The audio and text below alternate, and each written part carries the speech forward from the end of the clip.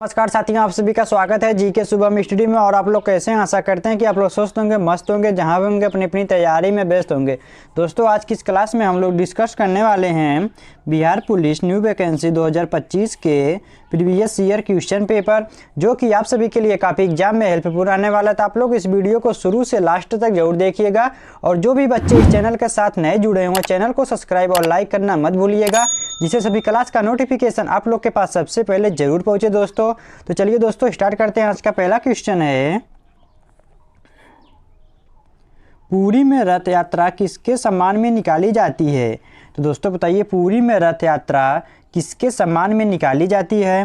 भगवान राम, भगवान विष्णु, भगवान श्री कृष्ण, फिर भगवान गणेश?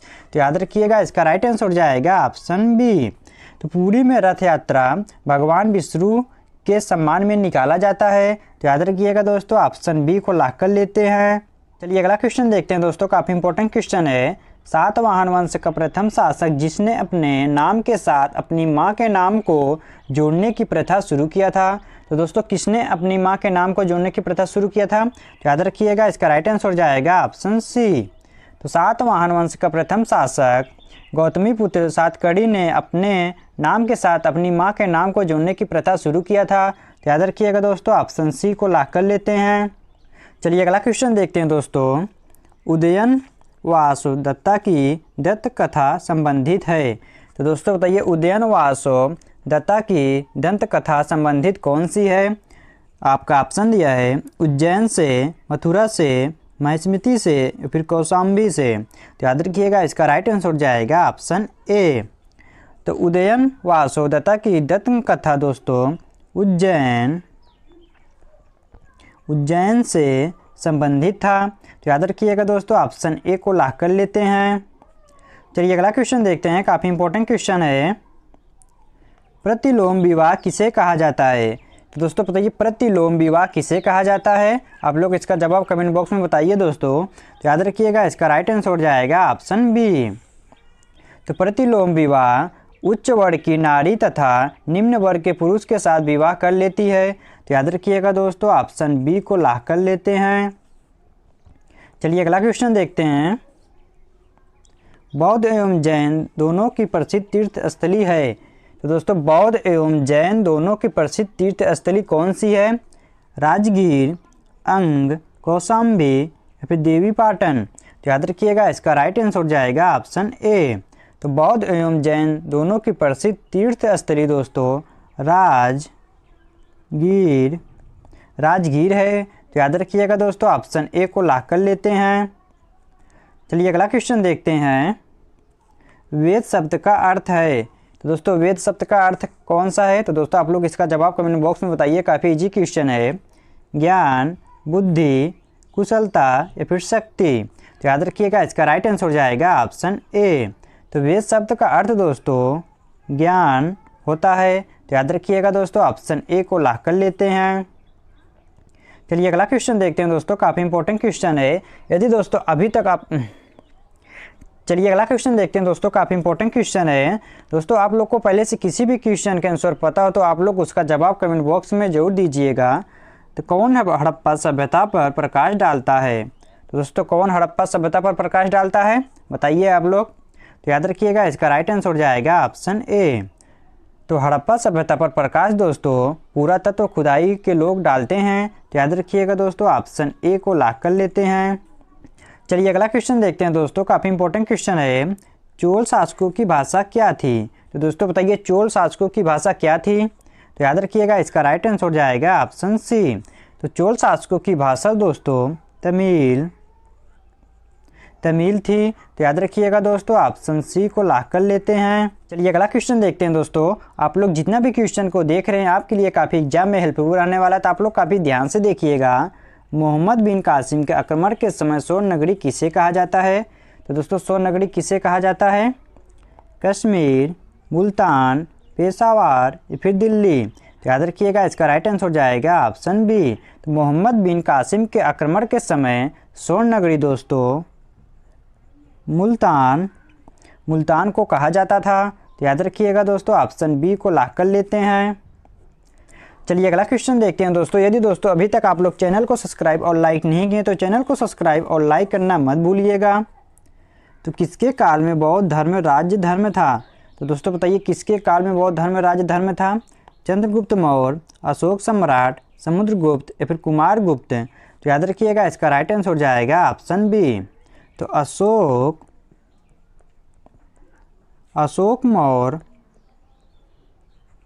अशोक मौर्य काल में बौद्ध धर्म राज्य धर्म था। तो याद रखिएगा दोस्तों ऑप्शन बी को लॉक कर लेते हैं। चलिए अगला क्वेश्चन देखते हैं दोस्तों। काफ़ी इंपॉर्टेंट क्वेश्चन है। एक क्वेश्चन पिछली बार एग्जाम में भी पूछा गया था, तो दोस्तों इसको ध्यान से देखिएगा। कौन क्रिप्स मिशन के साथ कांग्रेस के आधिकारिक वार्ताकार थे? तो दोस्तों बताइए कौन क्रिप्स मिशन के साथ कांग्रेस के आधिकारिक वार्ताकार थे? तो याद रखिएगा इसका राइट आंसर हो जाएगा ऑप्शन सी। तो नेहरू जी एवं मौलाना आज़ाद क्रिप्स मिशन के साथ कांग्रेस के आधिकारिक वार्ताकार थे। तो याद रखिएगा दोस्तों ऑप्शन सी को लॉक कर लेते हैं। चलिए अगला क्वेश्चन देखते हैं दोस्तों। एक क्वेश्चन पिछली बार बिहार पुलिस में पूछा भी गया था, इसको ध्यान से देखिएगा। राष्ट्रकवि रामधारी सिंह दिनकर कितनी बार राज्यसभा के लिए चुने गए थे? तो दोस्तों राष्ट्रकवि रामधारी सिंह दिनकर जो हैं वह कितनी बार राज्यसभा के लिए चुने गए थे? 2 बार, 3 बार, 1 बार या फिर 4 बार? तो याद रखिएगा इसका राइट आंसर हो जाएगा ऑप्शन बी। तो राष्ट्रकवि रामधारी सिंह दिनकर 3 बार राज्यसभा के लिए चुने गए थे। तो याद रखिएगा ऑप्शन बी को लॉक कर लेते हैं। चलिए अगला क्वेश्चन देखते हैं दोस्तों। झिझिया नृत्य किस त्यौहार में किया जाता है? तो दोस्तों जो झिझिया नृत्य त्यौहार है वह किस त्यौहार में किया जाता है? तो दोस्तों बताइए लक्ष्मी पूजा, सरस्वती पूजा, दुर्गा पूजा फिर काली पूजा? तो याद रखिएगा इसका राइट आंसर हो जाएगा ऑप्शन बी। तो झिझिया नृत्य दोस्तों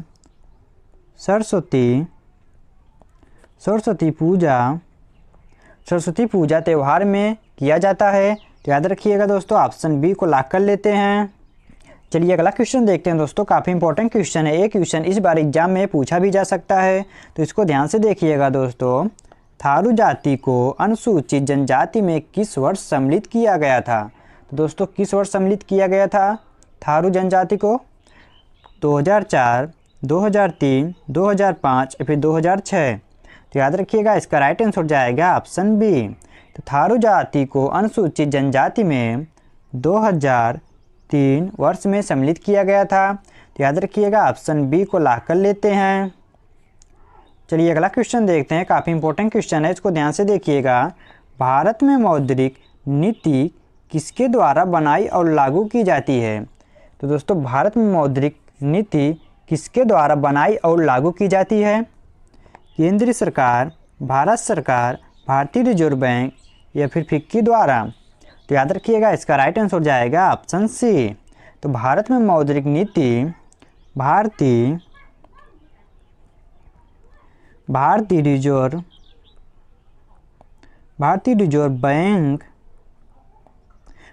रिजर्व बैंक के द्वारा बनाई और लागू किया जाता है। तो याद रखिएगा दोस्तों ऑप्शन सी को लॉक कर लेते हैं। चलिए अगला क्वेश्चन देखते हैं दोस्तों। काफ़ी इंपॉर्टेंट क्वेश्चन है। सबसे प्राचीन पर्वत कौन सी है? तो दोस्तों सबसे प्राचीन पर्वत कौन सी है? हिमालय पर्वत, अरावली पर्वत, विंध्याचल पर्वत या फिर सतपुरा पर्वत? तो याद रखिएगा इसका राइट आंसर हो जाएगा ऑप्शन बी। तो सबसे प्राचीन पर्वत दोस्तों अरावली पर्वत ही है। तो याद रखिएगा ऑप्शन बी को लॉक कर लेते हैं। चलिए अगला क्वेश्चन देखते हैं दोस्तों। माजुली संसार का सबसे बड़ा नदी द्वीप किस राज्य में स्थित है? तो दोस्तों किस राज्य में स्थित है माजुली संसार का सबसे बड़ा नदी द्वीप? अरुणाचल प्रदेश, असम, त्रिपुरा फिर मिजोरम? तो याद रखिएगा इसका राइट आंसर हो जाएगा ऑप्शन बी। तो माजुली संसार का सबसे बड़ा नदी द्वीप दोस्तों असम राज्य में स्थित है। तो याद रखिएगा ऑप्शन बी को लॉक कर लेते हैं। चलिए अगला क्वेश्चन देखते हैं। भारत में सबसे बड़ा मिट्टी का वर्ग है? तो दोस्तों भारत में सबसे बड़ा मिट्टी का वर्ग कौन सा है? लाल मिट्टी, काली मिट्टी, बलुई मिट्टी फिर कछारी मिट्टी? तो याद रखिएगा इसका राइट आंसर हो जाएगा ऑप्शन डी। तो भारत में सबसे बड़ा मिट्टी का वर्ग दोस्तों कछारी मिट्टी कछारी मिट्टी का वर्ग है? तो याद रखिएगा दोस्तों ऑप्शन डी को लॉक कर लेते हैं। चलिए अगला क्वेश्चन देखते हैं। ब्लैक होल की जानकारी सर्वप्रथम दी थी? तो दोस्तों ब्लैक होल की जानकारी सर्वप्रथम किसने दिया था? सीवी रमन ने, मेघनाथ साहनी, एस चंद्रशेखर ने, फिर होमी जहांगीर भाभा ने? तो याद रखिएगा इसका राइट आंसर हो जाएगा दोस्तों ऑप्शन सी। तो ब्लैक होल की जानकारी सर्वप्रथम एस चंद्रशेखर ने दिया था। तो याद रखिएगा ऑप्शन सी को लॉक कर लेते हैं।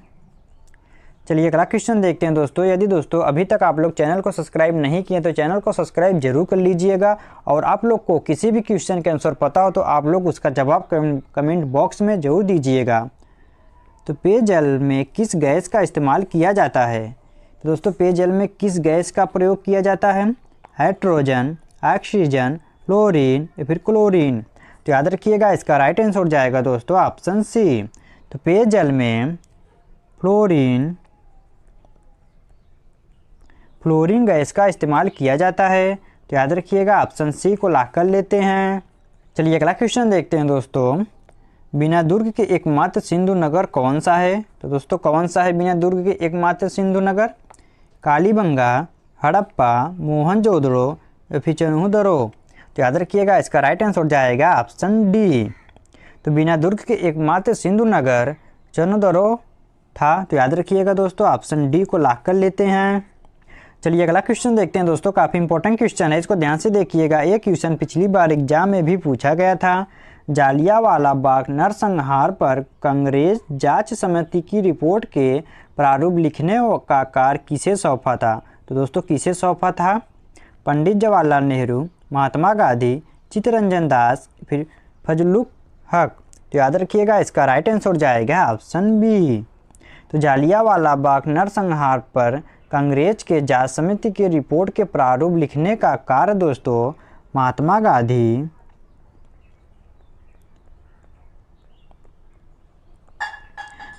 गांधी को सौंपा गया था। तो याद रखिएगा दोस्तों ऑप्शन बी को लॉक कर लेते हैं।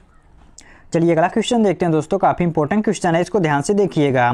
पुरी में स्थित विश्व प्रसिद्ध भगवान जगन्नाथ का मंदिर किस वंश के शासक ने बनाया था?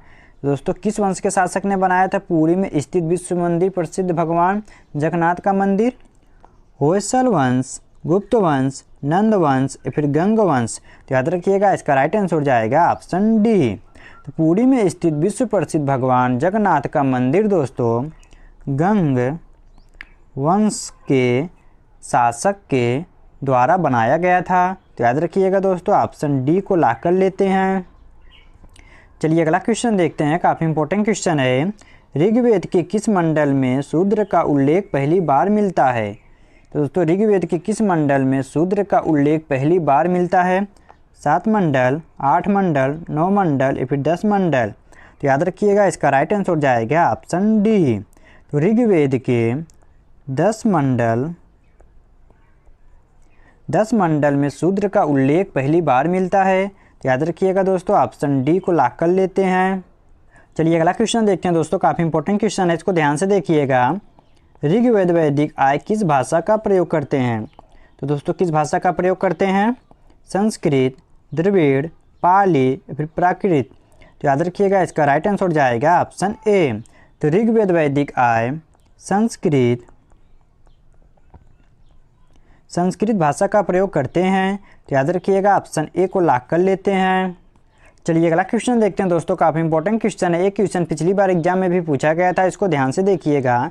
प्राचीन भारत का वह ग्रंथ जिसका 15 भारतीय भाषा एवं 40 विदेशी भाषा में अनुवाद हुआ है? दोस्तों बताइए प्राचीन भारत का वह ग्रंथ है जिसका 15 भारतीय भाषा एवं 40 विदेशी भाषा में अनुवाद किया गया है। तो दोस्तों आप लोग इसका जवाब कमेंट बॉक्स में बताइए। तो याद रखिएगा इसका राइट आंसर हो जाएगा ऑप्शन बी। तो प्राचीन भारत का पंचतंत्र वह ग्रंथ है जिसका 15 भारतीय एवं 40 विदेशी भाषा में अनुवाद किया गया है। तो याद रखिएगा दोस्तों ऑप्शन बी को लॉक कर लेते हैं। चलिए अगला क्वेश्चन देखते हैं दोस्तों, और आज का लास्ट क्वेश्चन है। हितोपदेश के लेखक कौन थे? तो दोस्तों हितोपदेश के लेखक जो है वह कौन थे? नागार्जुन, नारायण पंडित, विष्णु शर्मा, फिर भरत मुनि। तो दोस्तों एक क्वेश्चन आप सबके लिए है जो इसका जवाब आप सभी को कमेंट बॉक्स में बताना है। यदि आप सभी को वीडियो पसंद आए तो वीडियो को लाइक करना, शेयर करना और हाँ दोस्तों चैनल को सब्सक्राइब करना मत भूलिएगा, जिससे सभी क्लास का नोटिफिकेशन आप लोग के पास सबसे पहले ज़रूर पहुँचे। तो दोस्तों आप सबसे मिलते हैं अगले वीडियो में, तब तक के लिए जय हिंद, जय भारत।